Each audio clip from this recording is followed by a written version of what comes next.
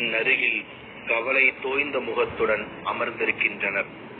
என்னுடைய நெருங்கிய நண்பர்களும் என்னை சூழ்ந்து நின்று கொண்டு என் முகத்தையே பார்த்து கொண்டிருந்தார்கள். திடீரென்று எனது மூச்சு பெரிதாக இழுத்தது. பெரும் மூச்சாக இழுத்து இழுத்து விட்டேன்.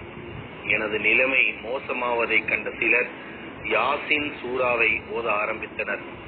மூச்சு இப்பொழுது கொஞ்சம் லேசானது. எனது கண்ணை திறக்கின்றேன்.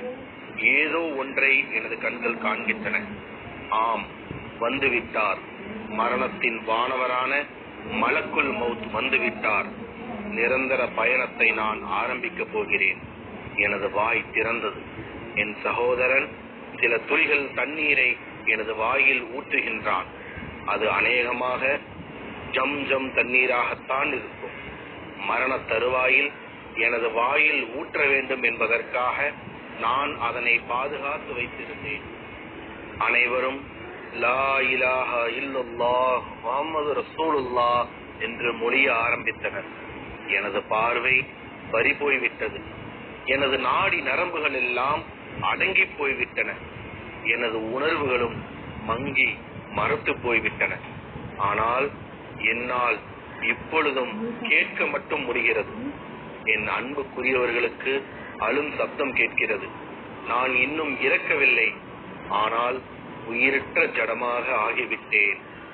எனக்குள்ள நேரம் வந்தது. ஒரு நிமிடம் முந்தவும் இல்லை, பிந்தவும் இல்லை. காத்திருந்த மலக்குல் மௌத் அவரது கடமையை செய்ய ஆரம்பித்தார். விசுக் என்று என் உயிரை பிடுங்கினார். என் உடல் சட்டென்று குலுங்கி அடங்கியது. அவ்வளவுதான், எல்லாம் முடிந்து விட்டது. நான் இவ்வுலகை விட்டு பிரிந்து விட்டேன். என்னை வழி அனுப்பி வைப்பதற்குள்ள ஏற்பாடுகள் ஆரம்பமாயின. நான் மாடாய் உழைத்து சேர்த்த சொத்துக்கள், வங்கி தொகைகள், அனுபவித்த விலை உயர்ந்த கார்கள், வாழ்நாள் முழுவதும் நான் சேகரித்த எனது தொடர்புகள் அனைத்தும் இனி எனக்கு எந்த பயனையும் அளிக்கப் போவதில்லை. இனி எனது அடையாளம் என் கபர் மட்டும்தான். ஓ, எனது பெயரும் மாற்றப்பட்டு விட்டது. என் பெற்றோர்கள் பல நாட்கள் ஆலோசனை செய்து தேர்ந்தெடுத்த எனது பெயர் இப்பொழுது அவர்கள் வாயால் கூவி கூவி அழைத்து மகிழ்ந்த அந்த பெயர் மாற்றப்பட்டு விட்டது.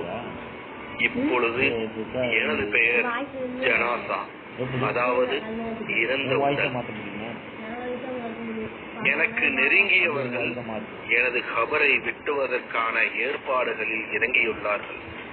ஜனாசாவை நீண்ட நேரம் வீட்டுக்குள் வைக்கக்கூடாதாம். அவர்களுக்குள் பேசிக் கொள்கிறார்கள். வீடு என்னை இப்பொழுது நீண்ட நேரம் வைத்துக் கொள்ள அனுமதி இல்லாத இந்த வீட்டை நான் தான் கட்டினேன். பல கனவுகளுடன் பார்த்து பார்த்து லட்சக்கணக்கில் செலவு செய்து கட்டினேன். என்னை குளிப்பாட்ட ஏற்பாடு நடக்கிறது. நான் வீட்டுக்கு வெளியே குளிப்பாட்டுவதற்காக எடுத்து செல்லப்படுகிறேன்.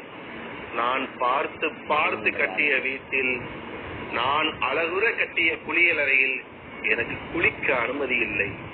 குளியலறையை சொகுசாக பயன்படுத்த வேண்டும் என்பதற்காக விலை உயர்ந்த பொருட்களை வாங்கி அங்கே பொருந்தினேன். அவையெல்லாம் இனி எனக்கு சொந்தமில்லை. இந்த நிலையில் எனக்கு பயன்படாத இந்த பொருட்களை நான் ஏன் வாங்கினேன்?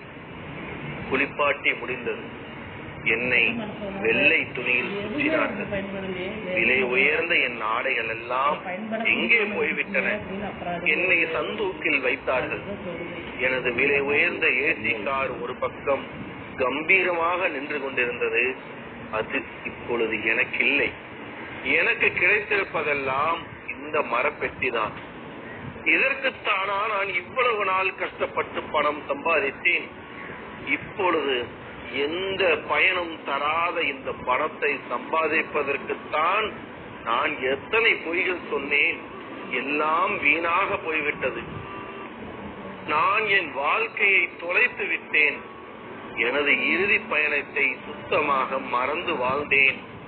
ஆனால் அது உறுதியானது, மிக நெருங்கியது என்று எனக்கு தெரியும். இருந்தாலும் அதனை மறந்து உலக மாயையில் மூழ்கி போனேன். பாவங்களில் பழகி போனேன். ஆனால் இன்றோ எனது விளையாட்டு முடிந்துவிட்டது. இது எனக்கு மட்டுமல்ல, உங்கள் எல்லோருக்கும் தான். நீங்கள் எல்லாரும் இதே நிலையை ஒரு நாள் அடையத்தான் போகிறீர்கள். ஒரு நாள் உங்களுக்கும் இந்த உலகம் சிறிய கனவு போல் கலைந்துவிடும். எனக்கு நேர்ந்தது போல் உங்களுக்கும் நடக்கும்.